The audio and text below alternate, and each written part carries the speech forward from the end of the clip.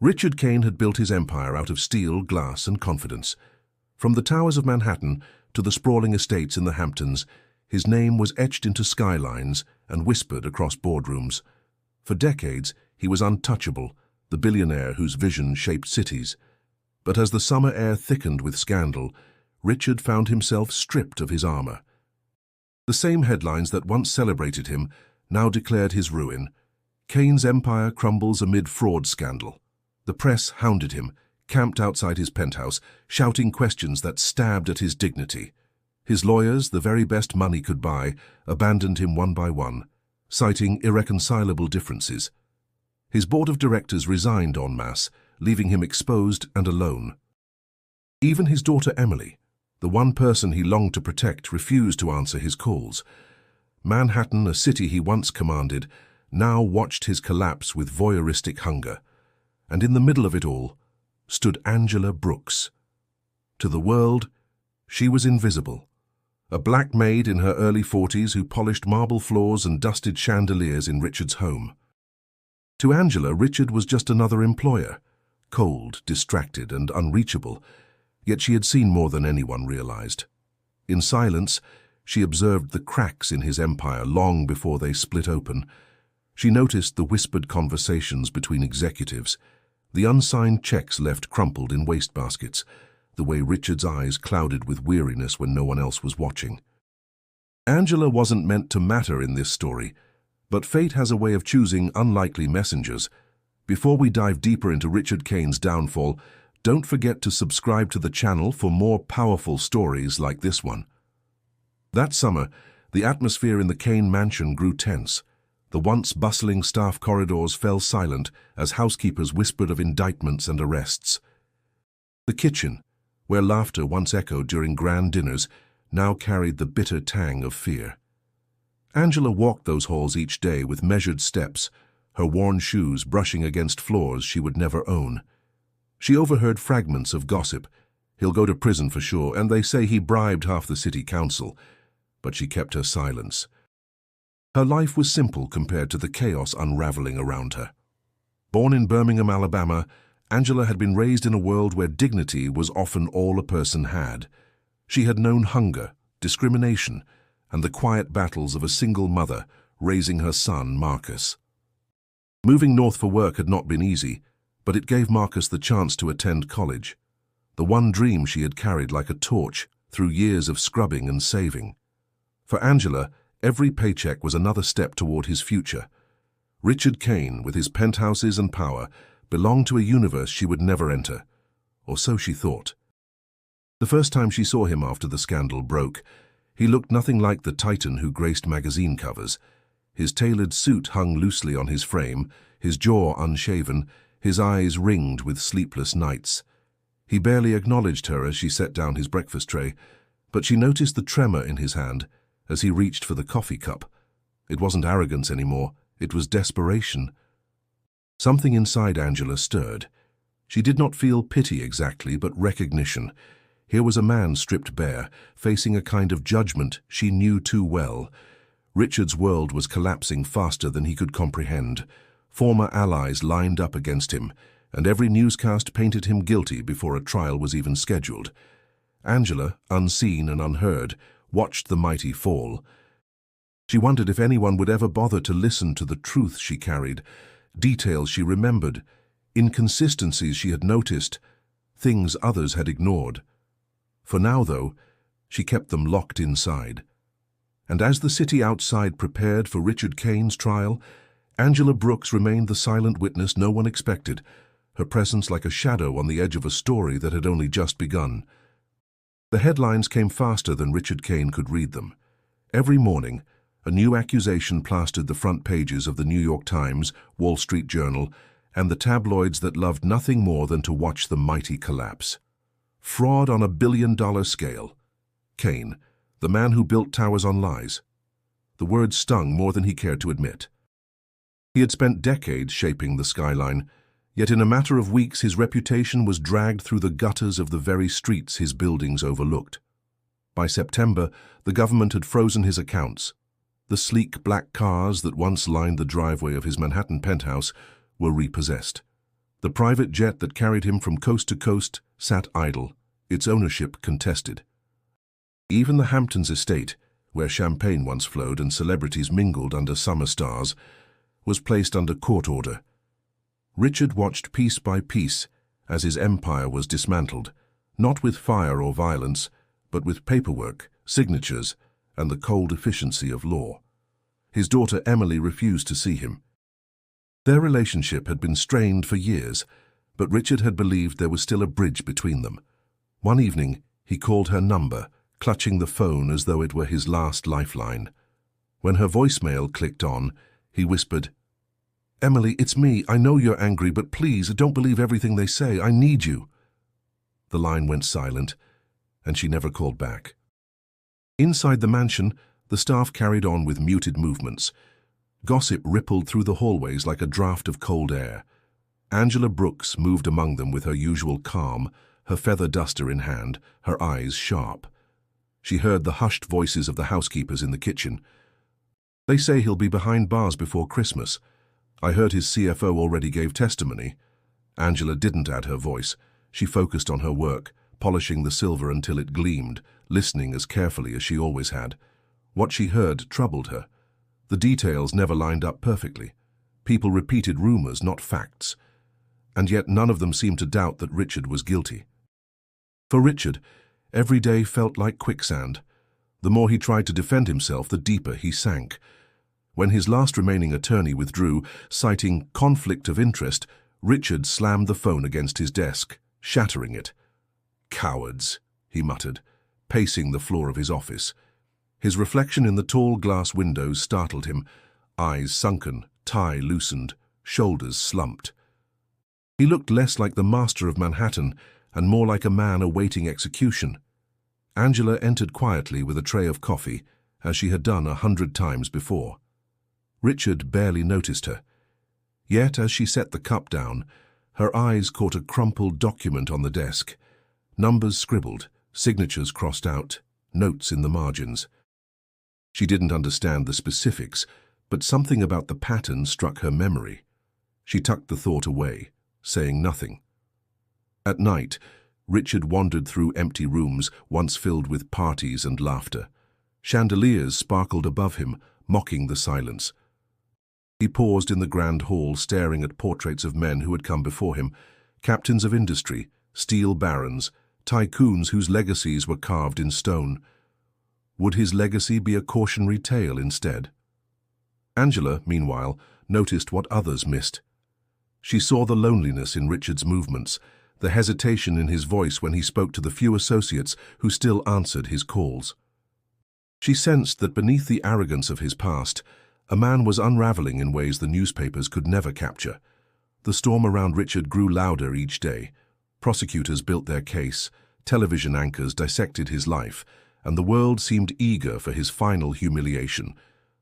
But while the city roared with accusations, one quiet witness in his own home was paying attention, filing away every inconsistency, every overlooked clue. Richard believed his downfall was nearly complete, yet Angela Brooks knew the story wasn't finished.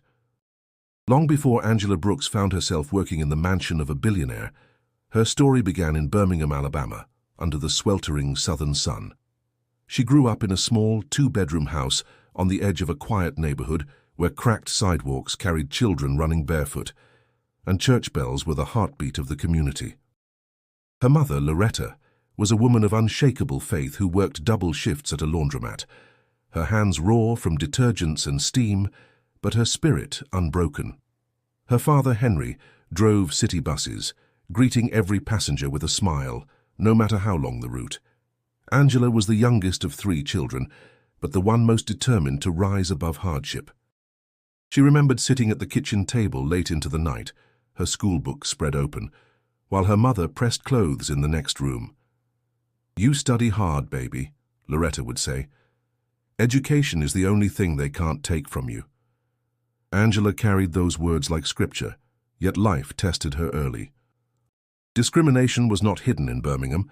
It was written into stares, into silence, into the subtle but sharp dismissals she endured at school and later in jobs where her effort was overlooked.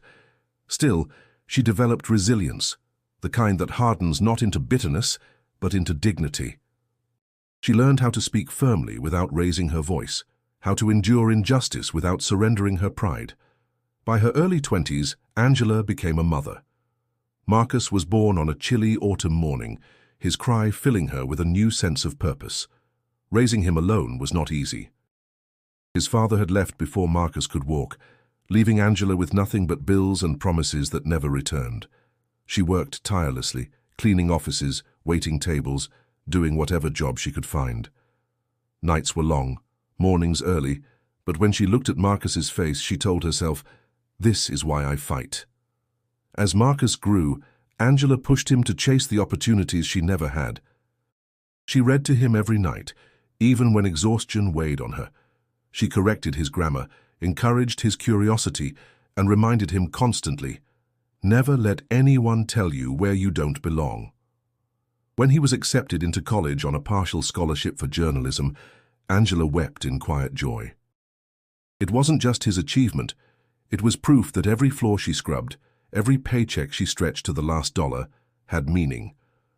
By the time Angela found steady work as a maid in Richard Kane's mansion, she had already weathered more storms than most would ever know. The mansion itself was another world, gleaming marble, chandeliers that glittered like constellations, rooms larger than her entire childhood home. At first, the luxury overwhelmed her, but soon it became routine. She folded linens, polished furniture, and made herself invisible as the job demanded. Angela knew her place in that house. The wealthy guests barely noticed her. Executives swept past her without a glance. Even Richard himself, towering and distracted, rarely acknowledged her presence. But Angela noticed everything. She saw the way his hand tightened on his glass during tense conversations, the way employees whispered after meetings, the way documents were left carelessly on desks. Her gift was observation, sharpened by years of living on society's margins. Despite her quiet life, Angela carried unshakable pride in her work. She told Marcus, "No matter what you do, do it with excellence. Even if it's scrubbing a floor, let it shine so bright that no one can deny your effort." What made her unique was not just resilience, but compassion. She never envied the lives of the rich. She pitied their loneliness. To her, wealth often seemed like a burden disguised as privilege, and as she worked in Richard Kane's mansion, she sensed that his wealth was a fortress crumbling from within. Angela's story was not one of glamour, but of survival, dignity, and love. And it was precisely this foundation, her roots, her struggles, her unshakable belief in truth, that would prepare her for the storm ahead. The storm that had begun with headlines soon reached the courts, where Richard Kane's name became a symbol of greed and corruption. Prosecutors filed a sweeping indictment, listing bribery, tax evasion, and labor exploitation among the charges. The press described it as the trial of the decade, and television anchors repeated every detail with the rhythm of a drumbeat. To the public, Richard was already guilty. The courtroom was only a formality. Richard sat in his office surrounded by silence, the indictment spread open before him. His lawyers had always been men of prestige, sharp suits, sharper words, but now even they refused to touch his case. He flipped through the list of attorneys he had once counted as allies, and with each phone call came the same rehearsed response. "Mr. Kane, unfortunately, we cannot represent you at this time." The excuses varied: conflicts of interest, overloaded schedules, reputational risk. But the truth was simple. No one wanted their name tied to his. His frustration boiled over one afternoon. Angela brought him a glass of water and found him pacing the room, shouting into the phone. "You all built your careers on my deals, and now you run the moment there's smoke? Cowards!" He slammed the receiver down, his face flushed with fury, but beneath the anger was fear. He was a man stripped of his allies, standing alone. The prosecution moved quickly. Former associates, once loyal, now testified against him in exchange for lighter sentences. Richard's CFO, David Langston, appeared on television, painting him as the mastermind behind schemes that siphoned millions. Former contractors told stories of exploitation, unpaid wages, and corruption that reached City Hall. Each testimony tightened the noose. and Richard could only watch as his character was carved into a villain's mask. Angela, meanwhile, continued her work quietly, carrying linens from room to room, emptying trash bins, dusting shelves. Yet she listened. When staff whispered near the pantry, when delivery men exchanged rumors in the hallway, she paid attention. She overheard things that didn't fit neatly with the narrative, dates that didn't match, figures that seemed inconsistent, stories that contradicted one another. She didn't yet know what it meant, but she stored these details carefully, like puzzle pieces, waiting for their place. One evening, Angela overheard two junior lawyers in the mansion's study, voices low but urgent. "They're pushing Langston's testimony hard," one said, "but if anyone digs too deep, the timeline collapses." "Doesn't matter," the other replied. "Kane's reputation is toxic. No jury will believe him no matter what." Angela paused in the hallway, heart pounding, her hands gripping the edge of the laundry basket. She said nothing, kept moving, but the words seared into her memory. Richard, for his part, tried to maintain the image of control. When journalists cornered him outside the courthouse, he stood tall, answering questions with clipped phrases. "The truth will come out. I have nothing to hide." But when he returned to the mansion, the mask fell. He slumped into his chair, staring at the fire as though searching for answers in the flames. Angela noticed the shift. She had never seen him so diminished.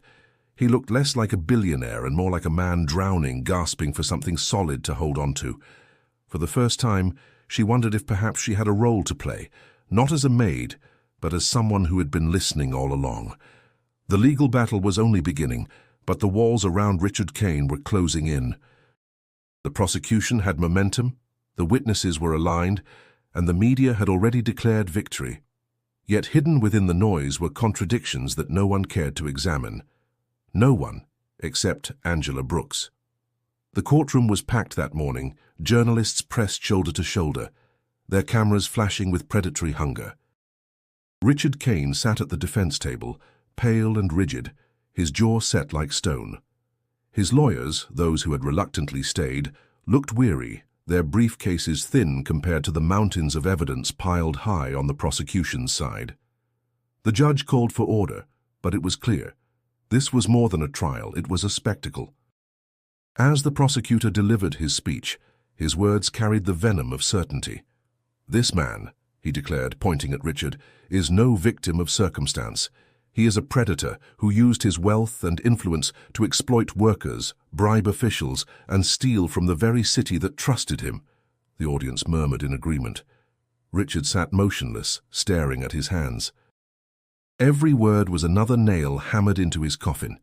And then from the back of the courtroom, a voice broke the rhythm, calm, steady, but filled with conviction. "That's not true." Heads turned. The sound wasn't loud, yet it cut through the courtroom like a blade. Standing near the rear, dressed in her simple uniform, was Angela Brooks. Her dark eyes met the prosecutor's, then the judge's. She did not falter. The room buzzed with whispers. A maid? Speaking in defense of a billionaire? The judge's gavel struck once. "Order. Identify yourself." Angela stepped forward, her hands trembling, but her voice unwavering. "My name is Angela Brooks. I've worked in Mr. Kane's household for 6 years, and I've seen things no one else has cared to notice." The courtroom fell silent. Reporters scribbled furiously, microphones tilted toward her. Richard turned slowly, disbelief flickering across his face. The prosecutor smirked. "And what could a maid possibly contribute to this case?" His tone dripped with disdain. Angela's chin lifted. "The truth." Gasps rippled across the room. For a moment, even the judge seemed unsure how to proceed. Finally, he leaned forward. "Ms. Brooks, this is highly irregular. Do you have evidence to present?" Angela clasped her hands together. "I don't have files or contracts, but I've heard conversations. I've seen documents. I've witnessed details that don't match the stories being told here. Everyone is rushing to condemn him, but no one is asking the right questions." Her words struck the courtroom like sparks. The media, always hungry for drama, latched onto every syllable. "The maid claims she knows the truth," a reporter whispered into his recorder. Richard's lawyer leaned toward him. "This is insane," he muttered. "Unvetted testimony from a housemaid. It'll destroy what little credibility you have left." But Richard's gaze lingered on Angela. For the first time in weeks, something shifted in his expression. Not hope exactly, but recognition. He saw in her the courage he no longer had. After the hearing adjourned, chaos spilled into the hallway. Reporters crowded Angela, their questions sharp and mocking. "Why defend a billionaire who exploited people like you? Were you paid to say this? Do you even understand the case?" Angela raised her voice above the noise. "I'm not defending wealth. I'm defending what's right. If a man is guilty, let the evidence prove it, not lies and exaggerations." Her words, simple and unpolished, spread across headlines by evening. The maid who spoke up for Richard Kane. Some mocked her courage, calling it foolish. Others praised her bravery, saying it took more strength than any lawyer had shown. Back in the mansion, Richard requested to see her. When Angela entered his study, he stood, his usual arrogance stripped away. "Why did you do that?" he asked, his voice hoarse. Angela folded her arms, steadying herself. "Because I know the difference between guilt and being framed, and I won't stay silent when I see the truth ignored." Richard stared at her, speechless. For a man who once believed money could solve anything, the realization hit hard. His last hope wasn't wealth, wasn't power, wasn't even law. It was the maid who had always been invisible, until now. Angela Brooks never imagined how quickly life could change after one sentence spoken in a courtroom. Overnight, her face appeared on television screens across the country, her name splashed across newspapers and gossip columns. Neighbors who once nodded politely now whispered when she walked past. At the grocery store, she caught strangers staring, some with admiration, others with suspicion. By morning, a crowd of reporters gathered outside her modest apartment building in Harlem. Microphones and cameras shoved toward her as she tried to leave for work. "Angela, why defend him? Are you being paid? Do you realize what this could do to your reputation?" The questions came like bullets, sharp and relentless. She pushed through them, clutching her purse tightly, her heart hammering against her ribs. At church the following Sunday, the whispers cut deeper than the reporters' questions. Angela had always found comfort there, surrounded by gospel hymns and familiar faces. But now her pastor approached her with hesitation. "Sister Brooks," he said gently, "some in the congregation are troubled. They wonder why you would risk your name for a man accused of exploiting people like us." Angela swallowed hard. "Pastor, I don't defend his wealth or the life he's lived. I defend the truth. If the man is guilty, then let the truth condemn him. But if he's innocent, who am I to stay silent?" The pastor's eyes softened, but he didn't answer. The silence of the congregation spoke louder than any words. At home, Marcus confronted her. His textbooks lay open on the kitchen table, but his eyes were fixed on her with a mixture of fear and frustration. "Mom, you don't know what you're doing. These people, these powerful men, they'll destroy you if you get in their way. Do you want them to come after you? Or me?" Angela sat down, her hands folding over his. "Marcus, I've lived my whole life being told to keep quiet, to stay in my place. I won't let fear dictate my choices anymore. The truth doesn't care who speaks it. It just needs someone willing to stand." Marcus pulled away, shaking his head. "And what if you're wrong? What if he is guilty, and you're putting your neck on the line for a man who wouldn't lift a finger for you?" The words stung. Angela looked away, her chest tightening. She knew Marcus spoke out of love, out of fear for her safety, but the doubt in his voice cut deep. Meanwhile, the prosecution wasted no time discrediting her. At a press conference, the district attorney sneered when asked about Angela's testimony. "A maid, with no legal expertise, no education in finance or law. She is irrelevant to this case. This is a distraction, nothing more." The comments spread like wildfire. Pundits on television chuckled as they repeated it. One anchor smirked, "Imagine your defense resting on the housekeeper's word." Laughter followed. Angela saw the clips, heard the ridicule, and felt the weight pressing down on her. Alone in her apartment late at night, she let the tears come. She thought of her grandmother's voice, steady and unyielding. "Courage isn't about not being afraid, baby. It's about doing what's right while you're scared. Those words steadied her. Still, the pressure was immense. Her job at the mansion felt different now. Other staff members avoided her, some even glaring as if she had betrayed them by stepping into a spotlight meant to expose their employer. She carried on quietly, keeping her head down, but inside she wrestled with doubt. Richard noticed the change. One evening he looked at her as she placed a tray on his desk. "They're going to tear you apart, Angela," he said, his voice low, almost guilty. "You don't have to do this." Angela met his gaze, her expression firm. "No, but I choose to." The obstacles before her were growing, each one higher than the last. Yet with every challenge, Angela felt something within her harden, not into bitterness but into resolve. The fight had only begun, and she was ready to stand. The first private meeting between Richard Kane and Angela Brooks happened on a grey afternoon, rain streaking down the tall windows of his study. The air carried the scent of damp leather and old books, the silence broken only by the soft ticking of the grandfather clock. Richard stood by the fireplace, hands buried in his pockets, while Angela entered with steady steps. For a moment, neither spoke.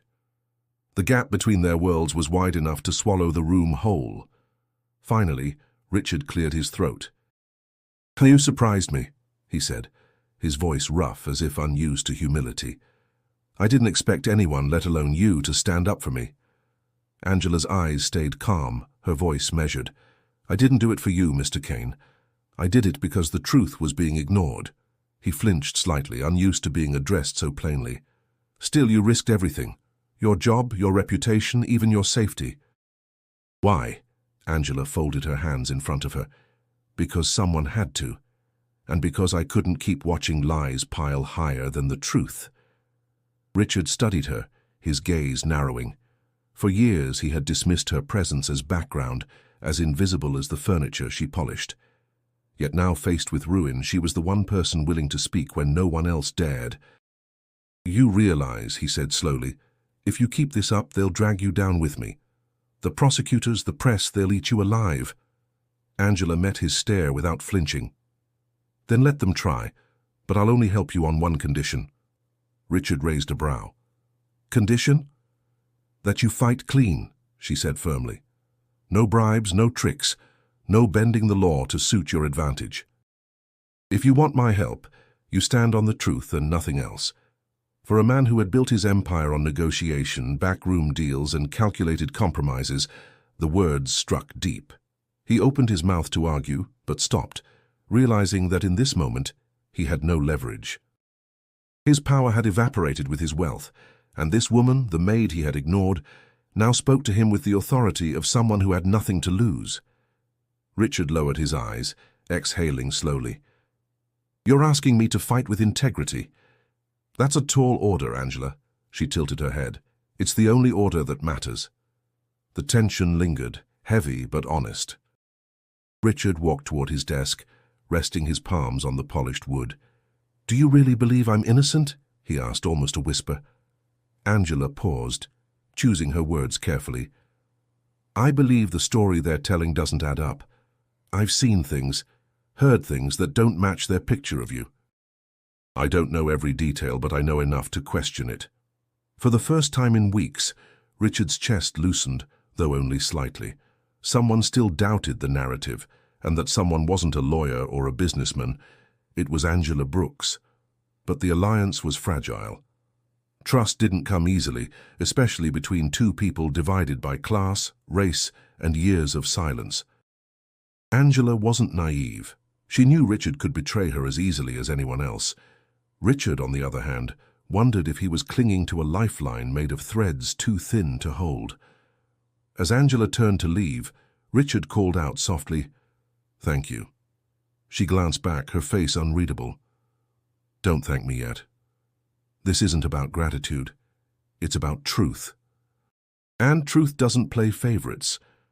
When she walked out, Richard stood alone, the sound of rain echoing against the glass. For the first time in his life, the billionaire who once commanded cities realized he wasn't in control of his fate. His future now rested in the hands of the one person he had never thought to notice. Angela Brooks had spent years blending into the background, her eyes sharp even when no one paid her mind. Now, with her alliance to Richard Kane uneasy but real, she began piecing together the fragments of memory that had always seemed odd but never important enough to mention. She remembered the invoices left half-signed on Richard's desk, the conversations carried in hushed voices late at night, the phone calls that ended abruptly whenever she entered a room. Alone, those pieces meant little, but together they hinted at something larger, something Richard himself had never questioned until it was too late. She began her search not with grand gestures, but with quiet diligence. While cleaning Richard's office one evening, she studied the stacks of papers left in disarray. Most were ordinary: contracts, memos, old financial reports. But tucked among them were inconsistencies, payments made to companies that didn't exist, signatures that looked rushed, mismatched from Richard's usual steady hand. Dates that overlapped in ways that defied logic. Angela wrote them down carefully, transferring details into a small notebook she carried in her purse. She didn't understand every number, but she recognized patterns, and patterns told stories. At home, she shared her concerns with Marcus. Her son, though wary of her involvement, listened as she laid the notebook on the table. "These things don't add up, Marcus. I've seen them with my own eyes. He's being framed, but no one's looking close enough." Marcus leaned back, running a hand over his short-cropped hair. "Mum, you're not an investigator. You're not a lawyer. This is dangerous." Angela's gaze was steady. "Dangerous or not, it's the truth. And you, of all people, know how to dig deeper." He frowned. "You want me to use my journalism contacts to look into this?" "Yes," she said firmly. "You've been learning to question, to uncover facts others miss. This is bigger than homework assignments or campus papers. This is about justice." Marcus hesitated, torn between protecting his mother and honoring the values she had raised him with. Finally, he sighed. "All right. But we do this carefully. No reckless moves. If we poke the wrong people, they'll make sure we regret it." The following days were filled with quiet investigation. Marcus accessed public records, digging into corporate filings, while Angela compared them with what she remembered from Richard's home. Together, they uncovered a troubling pattern. Richard's CFO, David Langston, had quietly funneled money into shell corporations overseas, using Richard's name and signature in documents Richard himself likely never read. To an outsider, it looked like Richard had orchestrated everything. But to Angela, who knew the rhythms of the house, the late-night visits, and the whispered arguments, the scheme pointed elsewhere. One evening, Marcus looked up from his laptop, his voice tense. "Mom, if this is true, Langston set him up. But proving it, that's going to be almost impossible." Angela's jaw tightened. Impossible doesn't mean hopeless. It just means someone has to fight harder. Still, the risk was undeniable. The more they uncovered, the clearer it became that powerful forces had no intention of letting the truth rise. Angela felt the pressure closing in, her job at the mansion now under scrutiny, her every move questioned. She worried about losing the only steady income she had, yet the thought of staying silent was worse. Back at the mansion, Richard noticed her quiet determination. One night, as she laid another tray on his desk, he asked, "You're working on something, aren't you?" Angela met his gaze. "I'm doing what nobody else is willing to do, looking closely. Because the details matter, Mr. Kane. And they tell a story different from the one they're spreading." For the first time, Richard leaned back, his expression caught between relief and disbelief. "Maybe I don't deserve your help," he admitted softly. Angela's response was measured but firm. "Deserve it or not, you need it, and I intend to see this through." The courtroom was suffocating, its air heavy with expectation. Reporters filled the benches, pens poised, cameras flashing whenever Richard Kane so much as adjusted his tie. The prosecution had built weeks of testimony, each witness sharpening the blade aimed at his reputation. By the time Angela Brooks was called, the atmosphere was electric, a mix of curiosity and ridicule. A maid taking the stand, some saw it as desperation, others as comedy. Angela walked forward slowly, her shoes echoing on the polished floor. She wore no jewels, no expensive dress, only a simple blouse and skirt, her hands clasped in front of her. She didn't look like someone who belonged in a courtroom of high-profile attorneys and billion-dollar accusations. Yet when she raised her right hand to swear the oath, there was a calm in her eyes that unsettled even the most seasoned observers. The defense attorney introduced her briefly, then asked, "Ms. Brooks, how long have you been employed in Mr. Kane's household?" 6 years, she replied, her voice clear but unhurried. "And during that time, have you observed matters relevant to this case?" "Yes." She began to recount what she had seen, documents with inconsistent dates, conversations among executives that hinted at cover-ups, moments where Richard seemed unaware of decisions others attributed to him. She described the night she overheard lawyers admitting the timeline didn't fit, her tone steady, her memory precise. The courtroom grew still. Her words lacked legal jargon, but they carried weight. She wasn't reciting theory. She was sharing what she had lived, what she had seen with her own eyes. The prosecutor rose, his smile thin, his voice dripping with condescension. "Ms. Brooks, you are a maid, correct?" "Yes," Angela answered evenly. "You have no degree in law, no training in finance, no experience in corporate governance." "No." "Then why?" he pressed. "Should this court consider your testimony as anything more than the uneducated opinion of a house servant?" Angela took a slow breath. "Because I was there. When papers were signed, when men whispered in hallways, when truths were buried. You don't need a degree to notice lies. You just need to pay attention." The words silenced the room. Even the judge shifted, his eyes narrowing at the prosecutor, as though to remind him that arrogance was no substitute for evidence. Still, the pressure was immense. Angela's palms sweated, though she kept her composure. She could feel the weight of hundreds of eyes pressing down on her, the unspoken judgment that she was out of place. But inside, she clung to the lessons her mother had taught her. Dignity doesn't depend on wealth or status. Richard watched from the defense table, his chest tightening. For the first time since the trial began, he felt something resembling hope. Angela wasn't polished or rehearsed, but she was believable. When the prosecutor finally sat down, the judge leaned forward. "Ms. Brooks, you may step down." Angela nodded, leaving the stand with her head held high. Whispers erupted instantly among the crowd. Some dismissed her as a sideshow, others recognized the courage it took to stand where she did. By evening, headlines screamed across the nation, "The maid who defends the billionaire." Talk shows debated her motives. Was she a hero or a pawn? Commentators argued about class, race, and the audacity of her testimony. Whatever the opinions, one fact was undeniable. Angela Brooks had shifted the rhythm of the trial. Back in the defense chamber, Richard leaned toward his lawyer. "She changed the air in that room," he murmured. The lawyer, once skeptical, nodded reluctantly.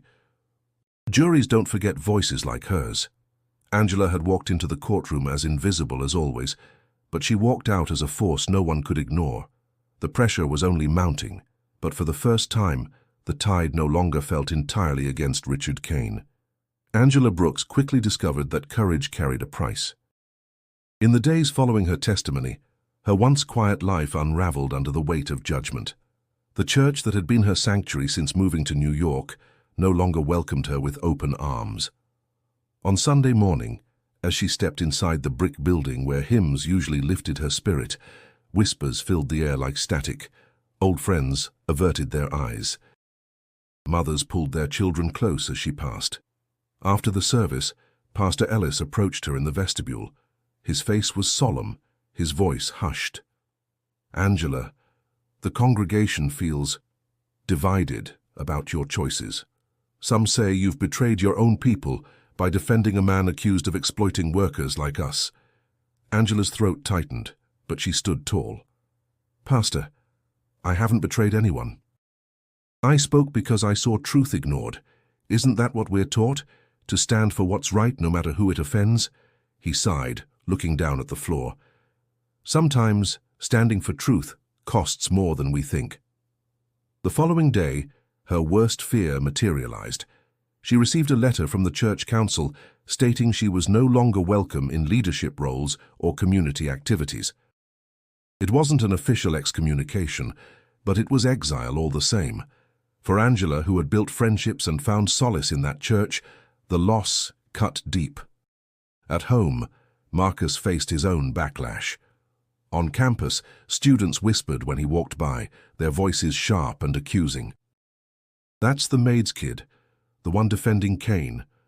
One night he returned to their apartment, his shoulders heavy, his eyes red with frustration.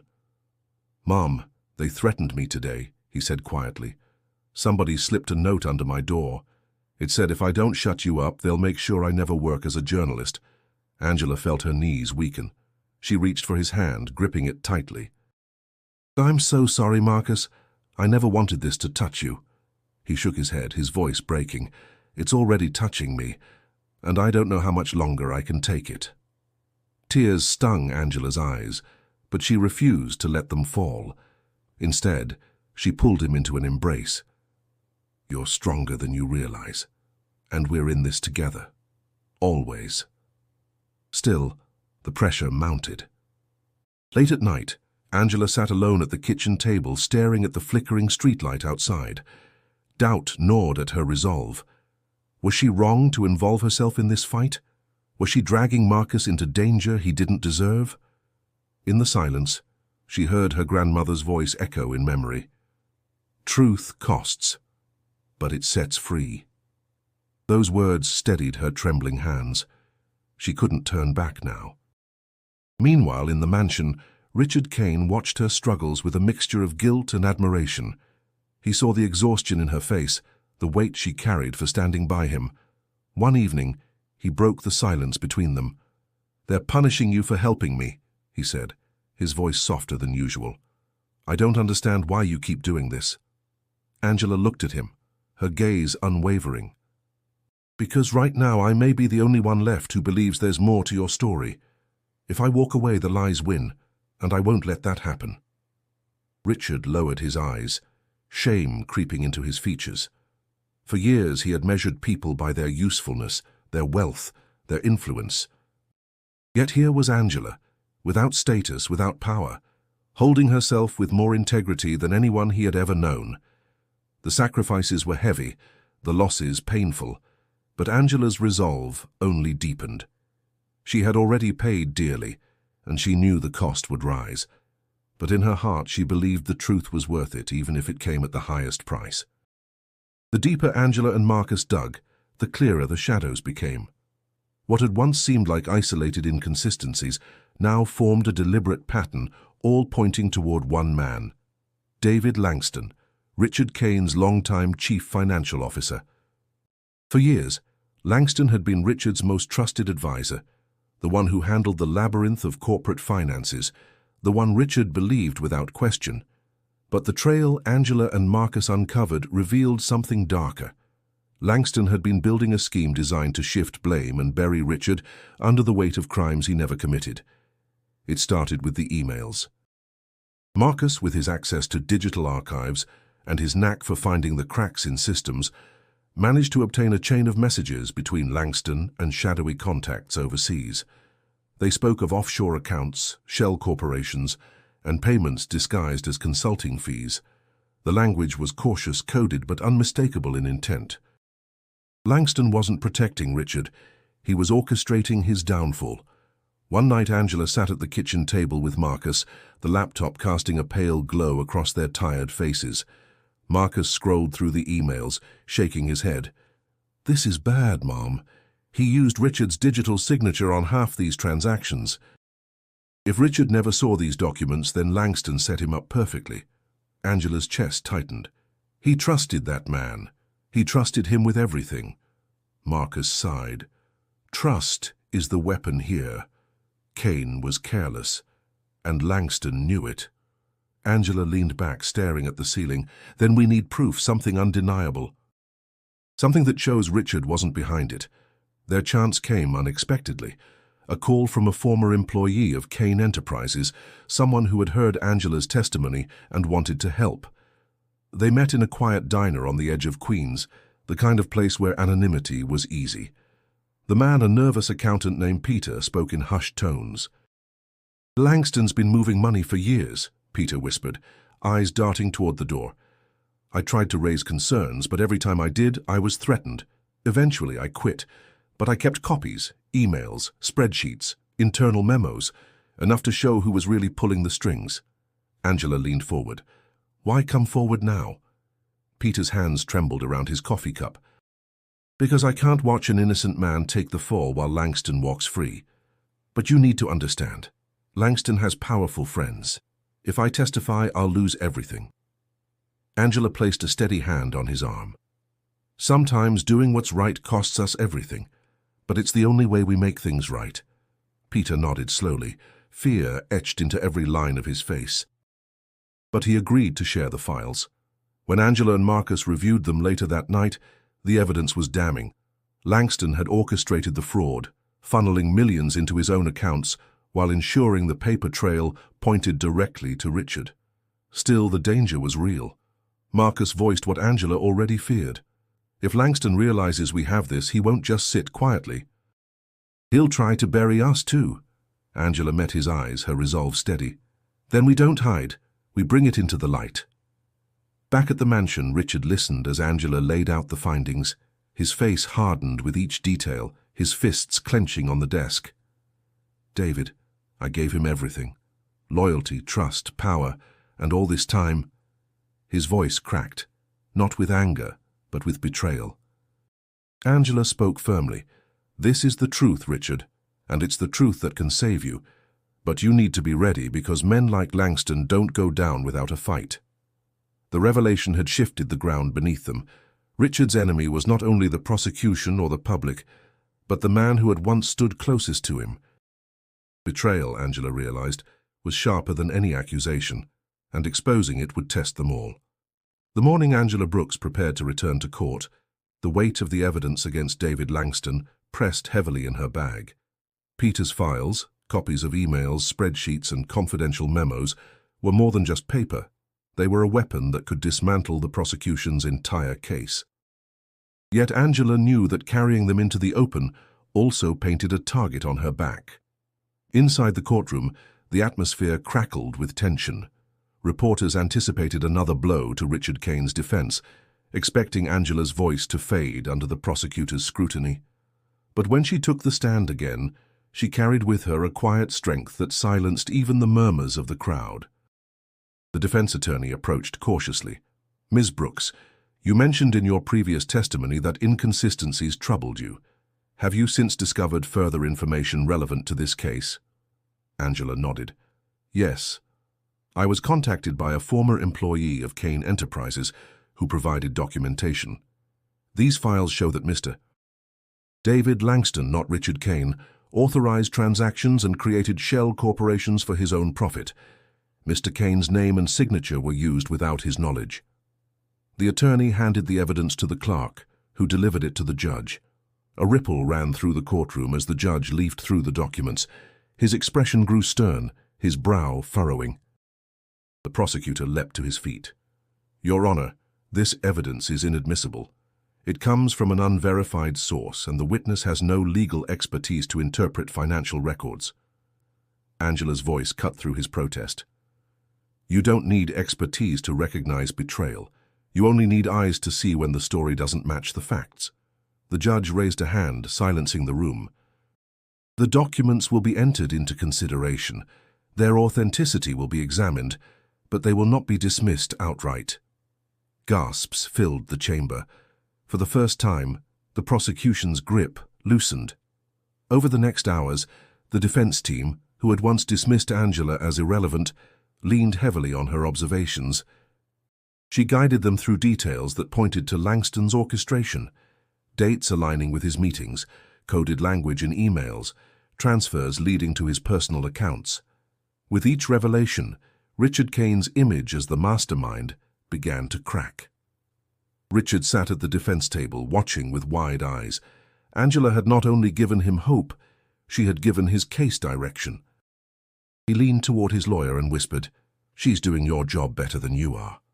The lawyer, for once, didn't argue. But the prosecutor wasn't finished. He rose for cross-examination, his tone sharp, his words meant to shred Angela's credibility. "Ms. Brooks, do you understand the consequences of presenting forged evidence? Are you aware that perjury carries prison time?" Angela didn't flinch. "I'm aware. And I wouldn't risk my son's future, my name, and my faith on a lie." The room fell quiet. It wasn't just her words. It was the conviction behind them, the steady gaze of a woman who had nothing to gain and everything to lose. By the end of the session, the tide had undeniably shifted. Reporters rushed to file updates, prosecution shaken as new evidence emerges. Editorials that once mocked Angela now questioned whether she had exposed the cracks in the government's case. That evening, as Angela left the courthouse, Richard caught up to her on the steps. Rain sprinkled lightly, the city lights reflecting off the wet pavement. He looked at her, his voice low but earnest. "You just saved me from drowning, Angela. I don't know how to thank you." She studied him for a moment. "Don't thank me. Prove that the truth matters to you. That's thanks enough." Richard nodded slowly, realizing that for the first time in years, his fate wasn't determined by money, lawyers, or power. It rested in the courage of a woman he had once overlooked. The morning after Angela's testimony with the new evidence, the city seemed to breathe differently. Newspaper stands across Manhattan carried bold headlines: "CFO under fire as Kane's defense finds new life." Talk radio buzzed with callers debating whether Richard Kane had been framed by his closest ally. And at coffee shops, strangers argued across tables about whether the billionaire was truly guilty or just another victim of corporate betrayal. For the first time since the scandal began, Richard Kane's name wasn't only paired with guilt, it was paired with doubt. And in that doubt, Angela Brooks emerged as an unlikely symbol of courage. Television programs replayed her cross-examination, marveling at the way she had held her ground against the prosecutor. One anchor said, "She's not polished, she's not powerful, but that's why people believe her. She speaks like someone who has nothing to gain." Another added, "Sometimes it takes the least likely person to expose the cracks in a case like this." Angela herself was overwhelmed by the attention. Strangers recognized her on the subway, some offering quiet nods of support, others whispering as she passed. A woman stopped her on 125th Street, pressing her hand. "You gave us a voice," she said softly, before disappearing into the crowd. But not all the attention was kind. Online, critics tore her apart, accusing her of being manipulated by Richard's money, of seeking fame, of betraying her community. Angela tried to ignore the noise, but the comments stung. She reminded herself of her purpose. Truth was her only aim, no matter the cost. Meanwhile, Marcus found his role expanding. His investigative article on Langston's financial trail, published in his college paper, had gone viral after being shared on social media. His words were raw but compelling, weaving together evidence with a personal account of his mother's bravery. "She taught me that truth matters, even when no one listens," he wrote. Now the whole country is listening. News outlets began quoting Marcus, inviting him for interviews. Though nervous, he spoke with the same conviction as his mother. On one program, a host asked, "Why risk your future for a man like Richard Kane?"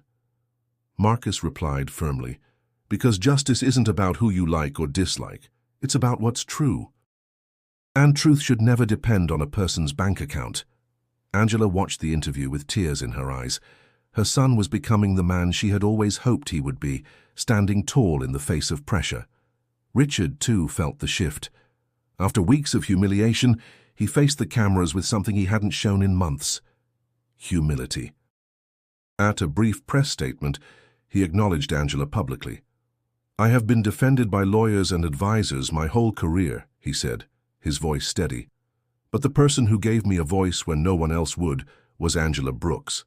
I didn't see her before, not really, but I see her now and I will never forget what she's done." The admission sent ripples across the media. For a billionaire once known for arrogance, the words carried unusual sincerity. Angela heard them late that evening, sitting at her kitchen table with Marcus. She shook her head slowly. "He still has a lot to prove," she murmured. Marcus smiled faintly. "But you changed him.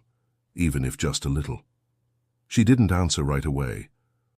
She thought of the years she had spent invisible in that mansion, her work unnoticed, her voice unheard, and now, suddenly, she was at the center of a national story, not because she had sought it, but because she had refused to stay silent. Public opinion was shifting, fragile and incomplete, but real. For the first time, the tide was no longer entirely against Richard Kane. And for Angela, it was proof that even the quietest voice could move the world when it spoke with truth. The trial reached its climax on a crisp autumn morning. Outside the courthouse, crowds gathered, divided between those demanding Richard Kane's conviction and those who now believed he had been framed.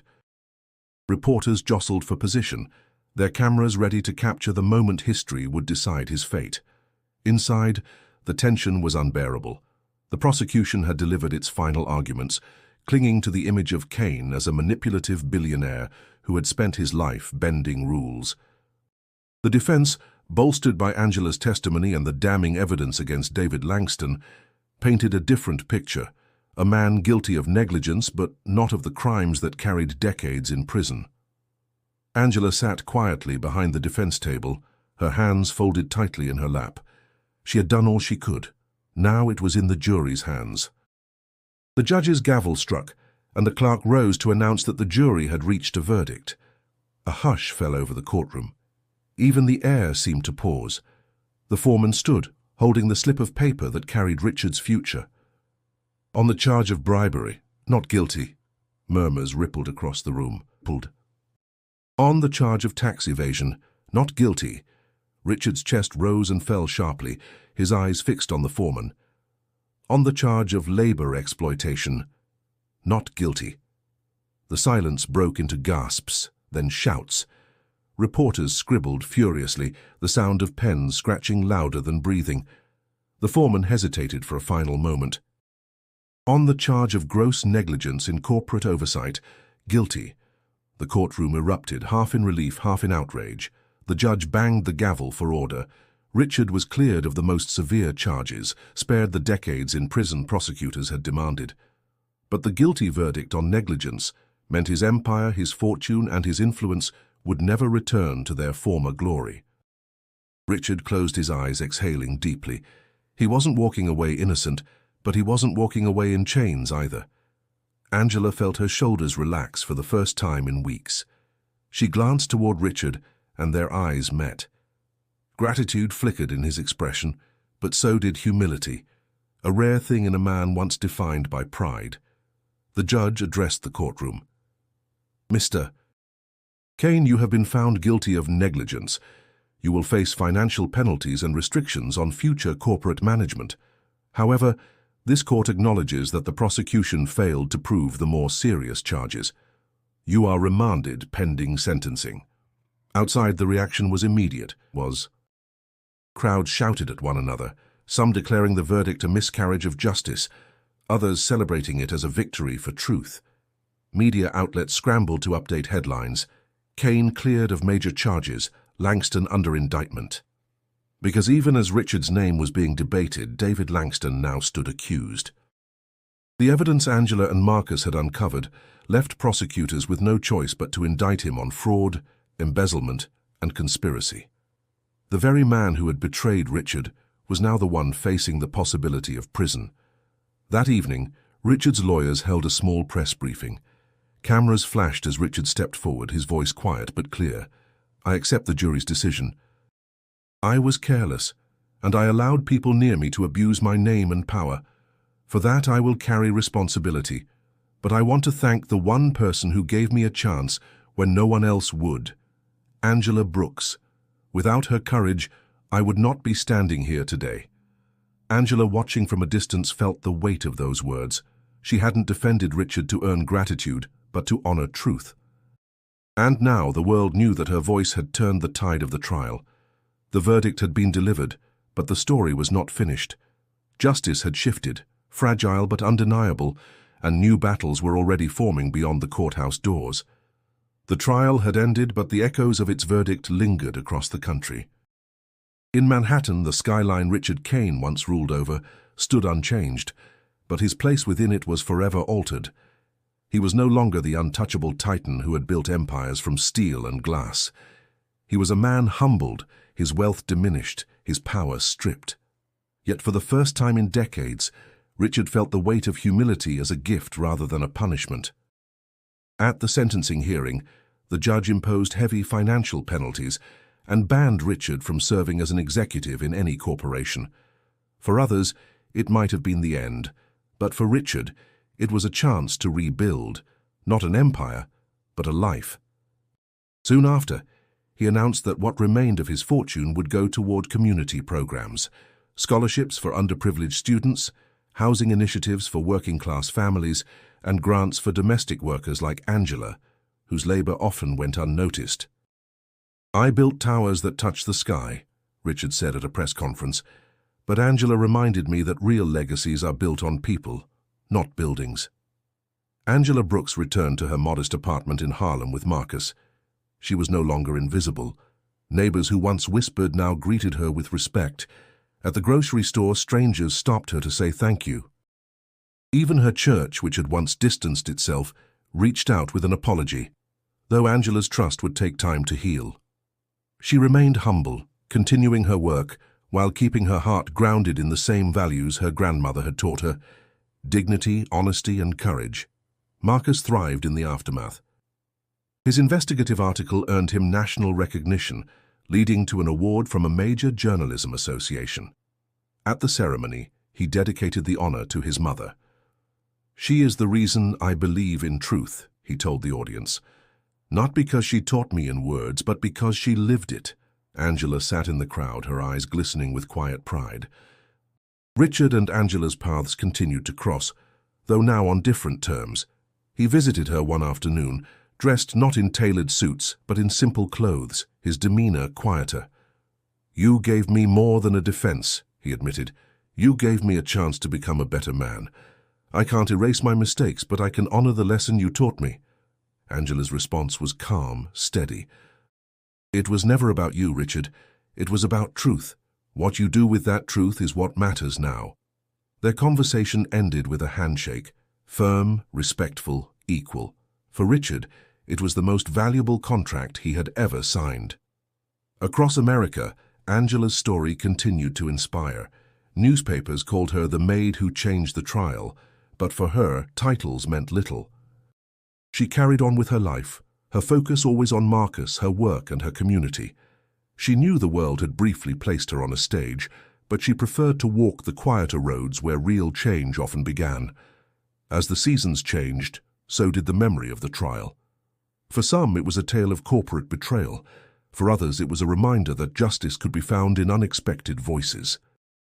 But for Angela, it was simply proof that even the most ordinary person could make an extraordinary difference when they refused to stay silent. And so her legacy was not in wealth nor in fame, but in the courage to speak when it mattered most. Before we close this chapter, remember, stories like Angela's remind us that truth can rise from the most unlikely places. If you found her courage inspiring, don't forget to subscribe to the channel and click the video on your screen for another powerful story of resilience and truth.